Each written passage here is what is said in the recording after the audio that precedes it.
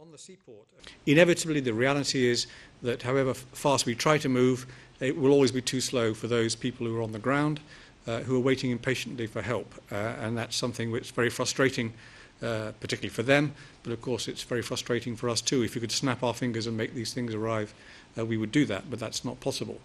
What we're trying to do is make sure that the right teams are getting in and that the aid starts to arrive as quickly as possible, as well as the search and rescue teams.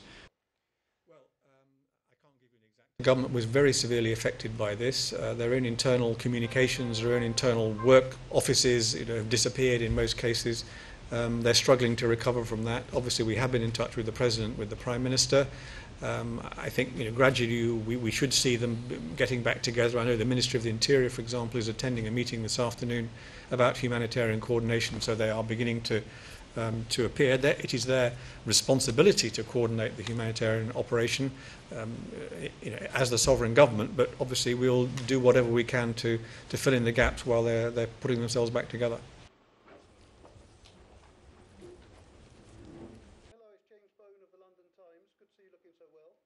2 days after the disaster, our main priorities remain search and rescue teams, as many people are still trapped. We need to strengthen the coordination capacity and mobilize resources for response operations.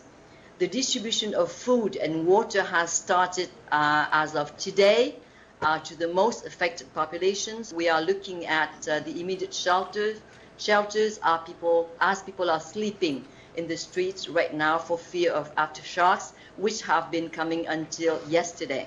Let me bring you up to speed on some of the UN stabilization mission for Haiti. In this landscape of rather bleak news about the situation in Haiti, there is one strikingly good story that I can begin the briefing with, and that is that after 2 days under the rubble of Hotel Christopher, we were able to extract this morning, live and well, a security officer, a personal protection officer, who had been found 4 meters below the lowest level of the rubble.